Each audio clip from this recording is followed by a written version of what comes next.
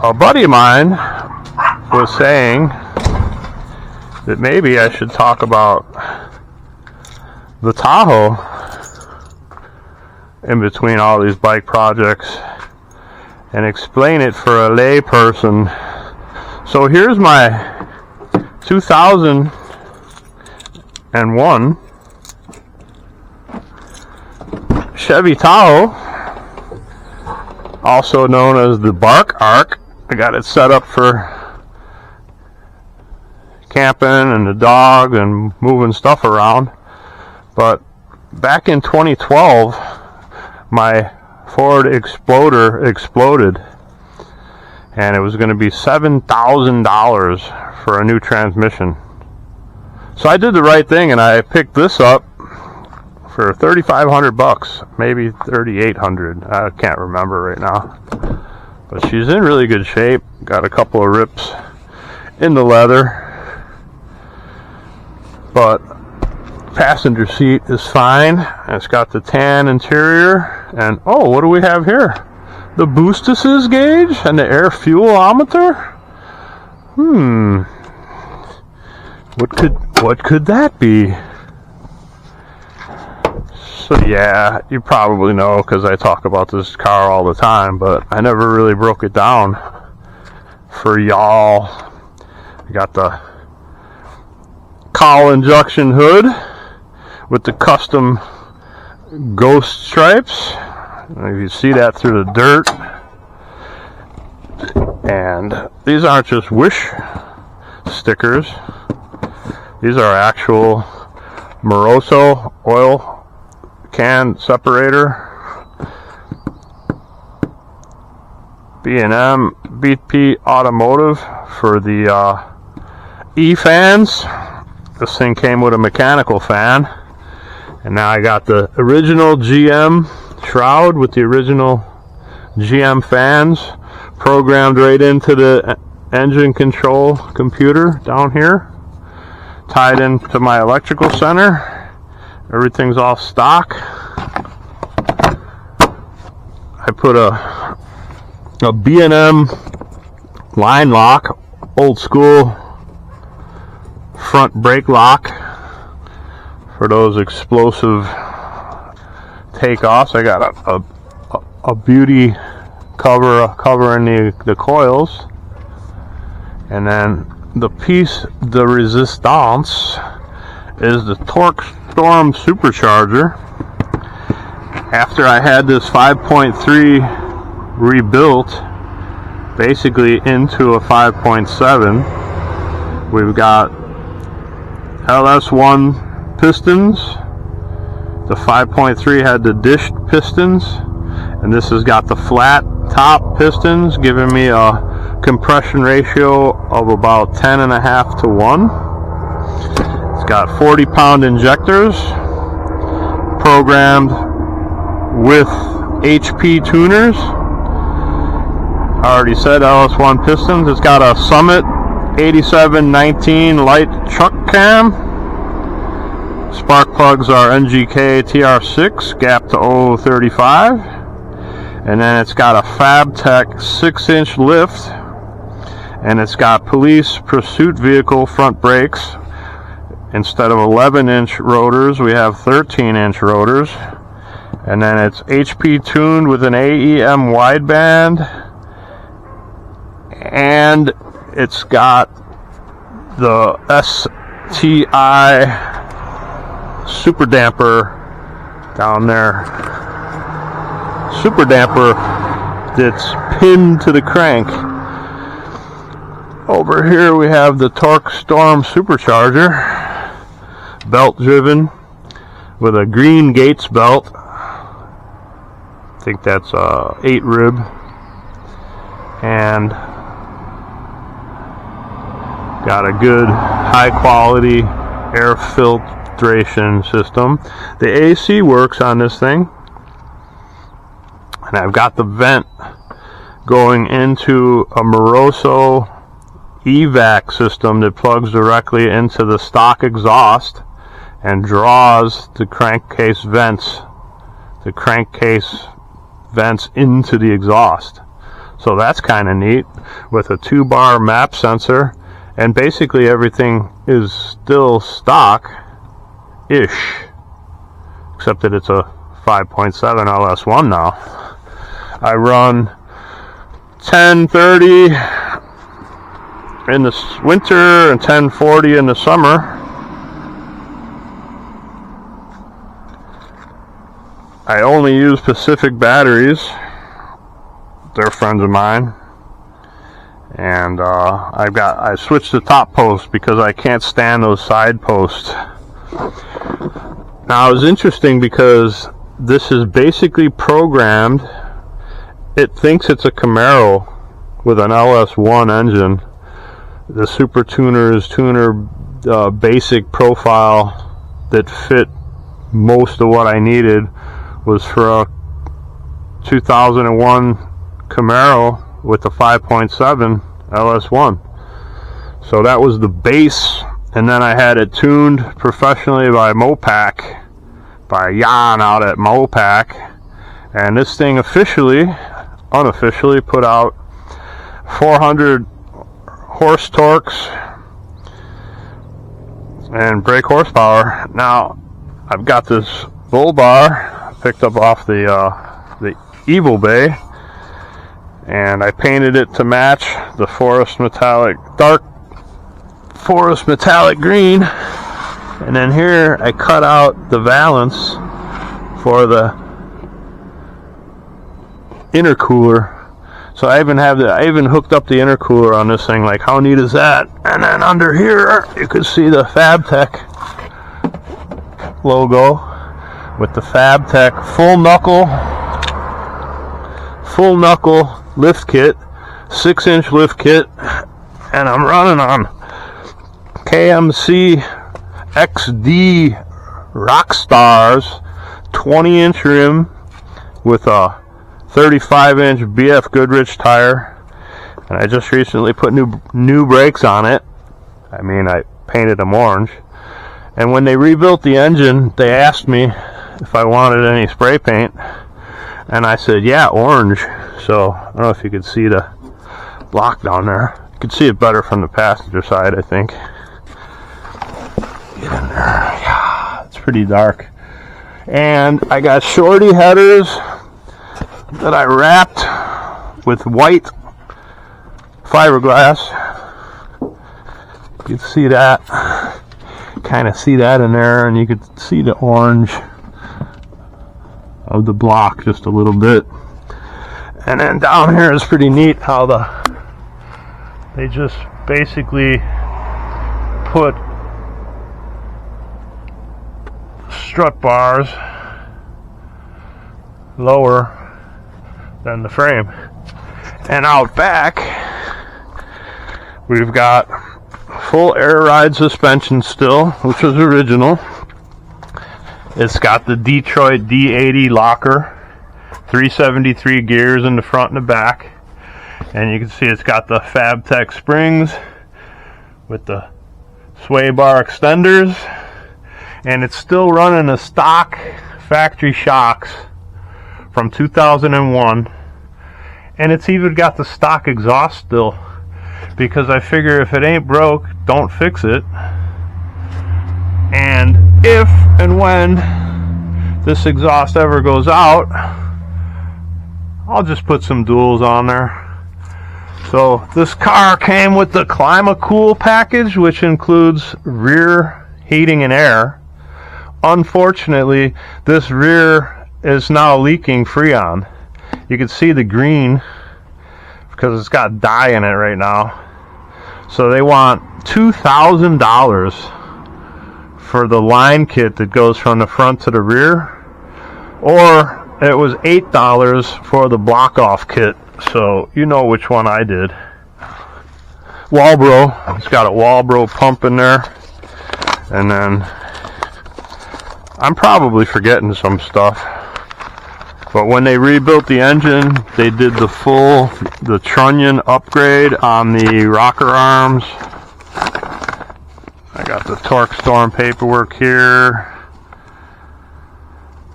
and that Torque Storm kit was about $2,000 with the intercooler and everything. The FabTech lift kit was $2,000 delivered, and then it cost me about $1,500 to have Westside Mechanical install that for me. And back here, this is kind of neat. I built a hinged shelf section that has plenty of storage under here. First aid kit, you can put tools in there when we're running the Beans Battalion down the road. And here I got my subwoofer paired with a old school Pioneer and a sub that sits in here. Not a sub, an amp. The amp sits in here. And then over here, this came with the tow package. This car was highly optioned with the tinted rear, the Detroit lockers, the entertainment system. Even has a cassette player back here and here, which is no longer connected, of course. But if you press this red button, that's the line lock, and I put a little light in the dash. Launch control, too high only. Yeah, it doesn't work in 4x for obvious reasons. And then I replaced the dash.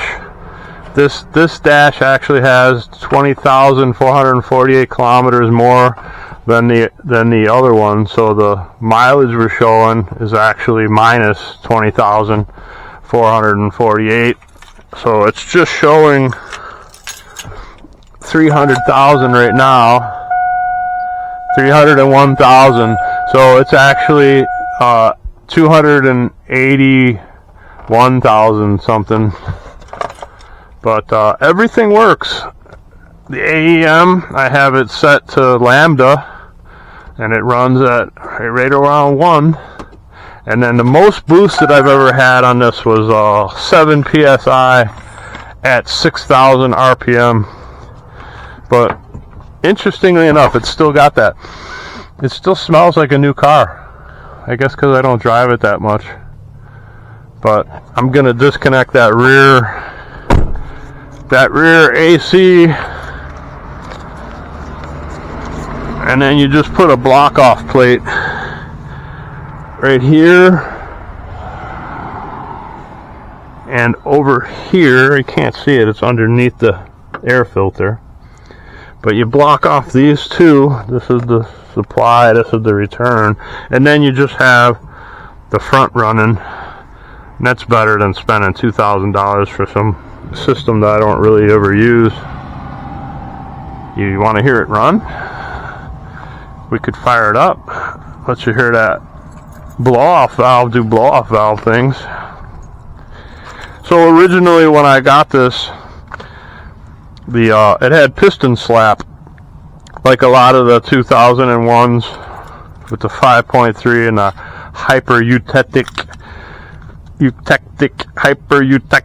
another word for it's got a lot of silicone in the casting. Those pistons were, the first year they were put in by computers, and computers undersized them for the most part.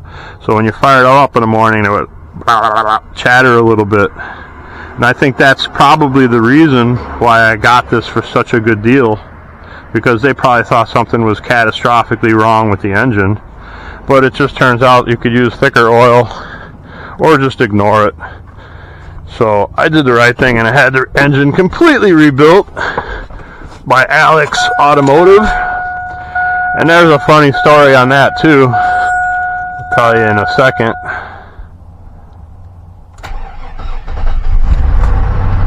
Alright. Supercharged with stock exhaust. No smoke, just a little bit of vapor. But how neat is that? It's quiet and supercharged. And I like it because this year does not have the drive-by-wire. It's got the drive-by cable that you can actually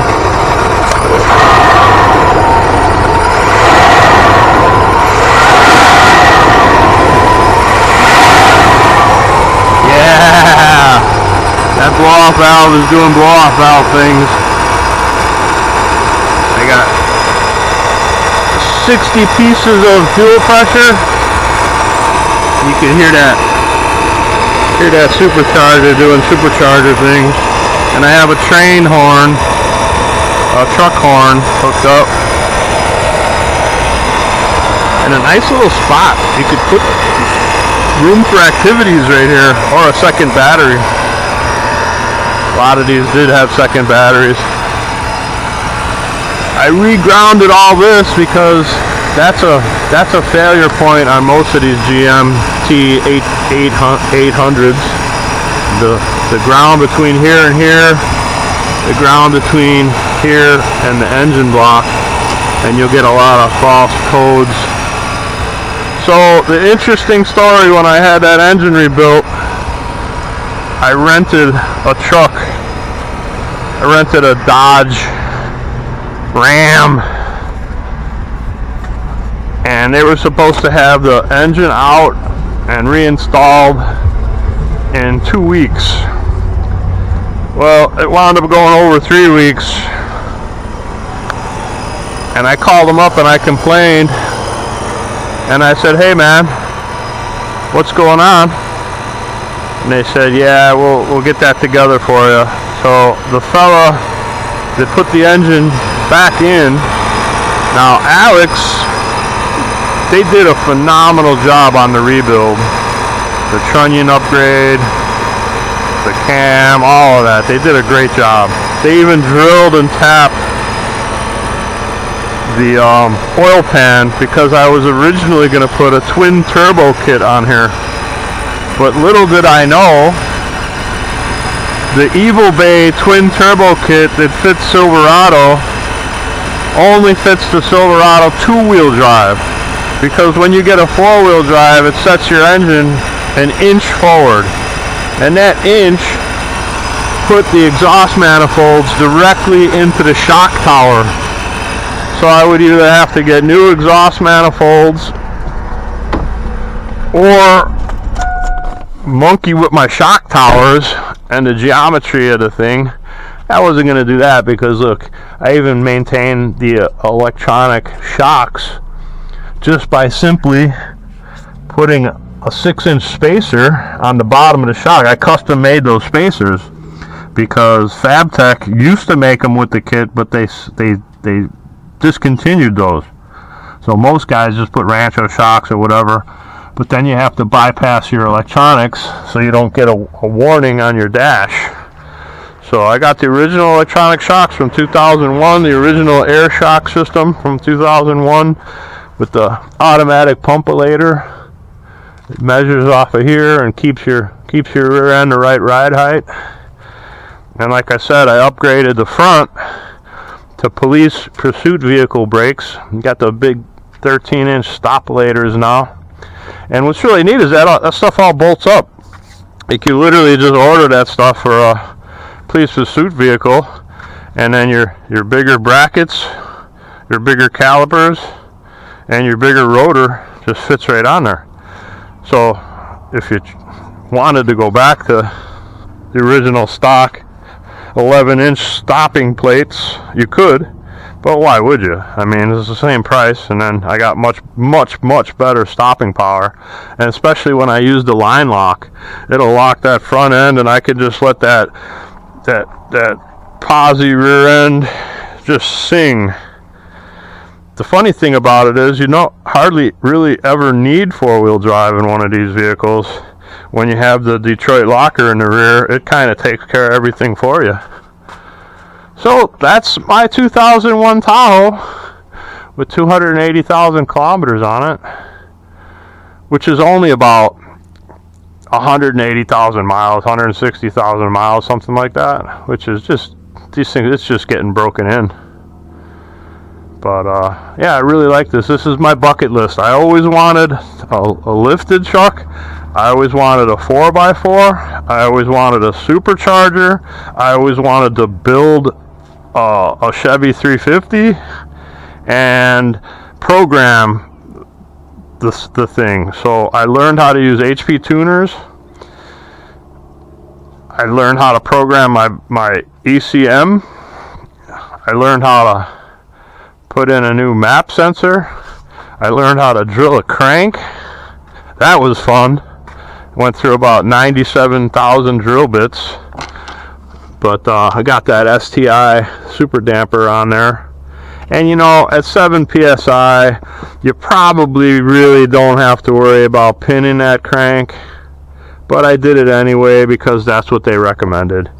And now I could actually take this onto a racetrack because they won't let you onto a racetrack with a stock harmonic balancer. You have to have the SFI Racing certified. I did put a new power steering pump at one point. I got a heavy duty, I think this is like a 210 amp alternator, way overkill. But I got that on there, and then it's still got the stock fuel system. The only thing is, when I put that Walbro pumpulator in the tank, I didn't realize that it doesn't have a check valve. So I have a $7 check valve that I need to put in, but when you shut it off, you see the fuel pressure bleeds back down to zero because it's not leaking from this side, it's going back from the pump side, which I don't really have a downside on that, except if it's really hot and you shut the truck off for about 10-15 minutes. When the pressure goes all the way down, then the heat soak gets into the fuel rails, and when you go to start it up, you can sometimes, not all the time, but you can sometimes get a little bit of vapor lock. So basically the way around that is just to cycle the key once, cycle the key twice, gets the pressure back and gets the fuel going back into the tank, maybe a third time if it's really hot out, and then that clears the lines with nice cool gas. You fire it up and there's no problems. So if I ever get around to pulling that tank out for any reason, I will be sure to put a check valve in there. I can also climb under here is the fuel filter, and I was thinking maybe for simplicity we could potentially put the check valve right here before the filter, but there's not that much room in here, and it would mean having to cut a line, and I don't know, I'm just kind of lazy. But there you can see my welding job for the evac, and that's just your basic Moroso style into your collector, and then it creates a Venturi effect. So as your exhaust is cruising by that little doodad with the check valve on it, it's evacuating the crankcase vapors. And there's my stock mufflator. I got the stock tank, and yeah, she's looking pretty good. That muffler's probably seen better days. I look forward to it eventually going south on me, and I can put a nice aftermarket true dual exhaust kit on here. But in the meantime, if it ain't broke, don't fix it. And I do have the other half of that evac kit, and I'm going to put it on this side sometime coming up, probably when I do that air conditioning repair. So yeah, that's the 2001 supercharged Super Tahoe, I call it. And it's got the stock truck manifold, and I know you can sometimes put the Trailblazer, it's got a bigger volume, and you can get like a 91 millimeter throttle body. But if it ain't broke, don't fix it. I just went with stock. And I think it's funny how Pro Charger sits on this side, and kind of you got to relocate your whirly-woo. And Torque Storm didn't really have to relocate anything. Fits right in there. And I changed the oil, and it's got it's running royal purple. You can tell because of the color. And then I did have an evac fan before I hooked up those Morosos. I had an evac fan sitting here that was loud. Sounded like a tractor, sounded like a John Deere tractor off of a Volvo. And I had that wired up here to the ignition switch, and then that was vacuum sucking out the crankcase fumes and shooting it down, and I don't know. And then I got a LSX block off plate for the EGR delete, because I'm not going to rebuild an engine and then put exhaust gases back into the intake for any reason. So yeah, and then a couple years ago I had some peeling paint, you know, the clear coat was starting to fade on the old hoodulator. So I did the right thing. I went out to Surrey and I picked up this neat cowl induction hood, and it was white. Brought it over to my friends over at Mike's Quality Body Repair, and they painted the thing exactly. And then I asked him to put stripes on there, and he actually did that by hand. He taped that off, and he got up here on his belly, and he painted those stripes for me by hand. So I feel bad because they went out of business. It cost too much to keep them in business. Guess they had to make about $1,100 a day just to stay solvent. And yeah, so RIP Mike's Quality Repair. And then the other kerfuffle was 2 years ago. I went to sell my boat. The two best days in the world are the day that you buy your boat and the day that you sell your boat. Well, the day that I sold my boat, had it hooked up here, and it didn't bite on the knob. I came up to a stop sign and wham! It punched me right here. And if you know anything about these Tahoe Yukons, this rear deck is aluminum, and they like to oxidize up in here and get all grody. So because it's aluminum, you can't just bend it back out. Aluminum does not have a memory like steel does. So I pretty much ruined this rear deck, and I found another one off of a Yukon, and believe it or not, it was actually this color. It was green. So I brought that over to Mike's Quality Repair, took it off myself, of course, and yeah, so they color matched that and got rid of all the badges. So this is actually a Yukon deck, proving that it's the same vehicle. We all knew that anyway. And then every year or so I'll polish these up. Last year I just hit it with some clear coat. This one's still looking good. This one doesn't see the sun nearly as much as this one because that's facing south. And the same thing with these. They're cheap, but every one of them leaks. Every one of them leaks right around that seam there, and you could never get them to stay dry. So I drilled a hole in top and a bottom, and I drill a hole in the top and the bottom, and it's a little bit better, but that's a GM failure point. So I'm due for new ones of those, and I need to polish up the headlights too. But see, I ruined these. These are a lot shinier, but these are the original ones, and I tried to put some right stuff around the edges, not realizing it was going to show through from the front, and not nicely either. It looks really hacked. But see how much shinier these are? These are original ones. I should have used clear silicone, and I would have been laughing. So yeah, these are about $40-50 a piece. I might have to buy another set, or just live with it, whatever. And I also, I need to polish these out. They're getting faded. And I also returned all the bulbs back to incandescent regularly, 3056s and 3057s, because those LEDs just weren't cutting it. But yeah, it's getting time. And it's got a backup camera hooked up to the Pioneer. And yeah, got my first customer here, 85 VT 1100C.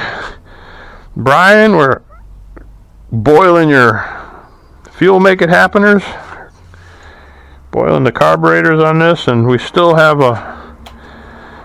that's your tail light goes out, and this one we still got to fix this one. I think it's just a broken wire. I think it's just a bad one of the greens is bad going to this neutral light, because everything else works. We needed a new headlight was bad. The low beam was bad. The 1157 in here was bad, and your marker light was bad. The little 98 bulb, little stubby bulb, was bad. So yeah, we'll get this thing running back together, change the oil,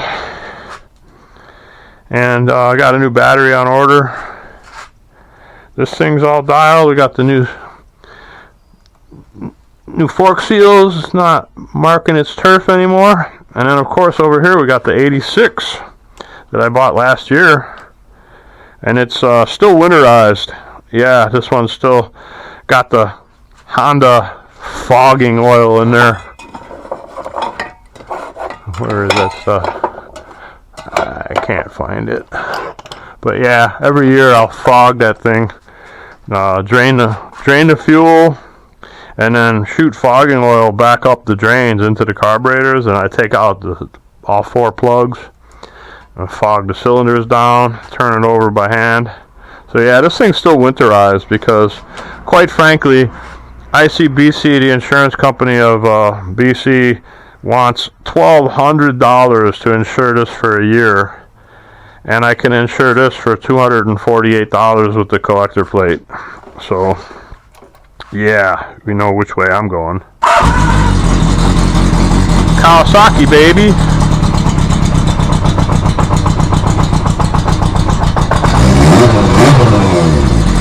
Right, takes a minute for the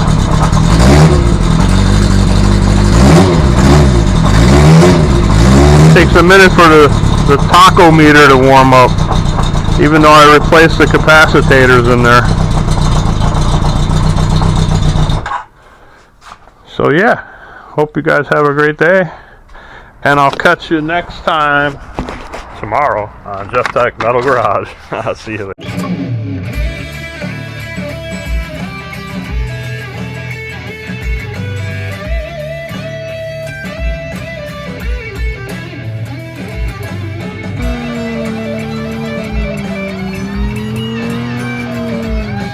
Hit the one right there. Yeah, that's the one that you want. Join the Beams Battalion.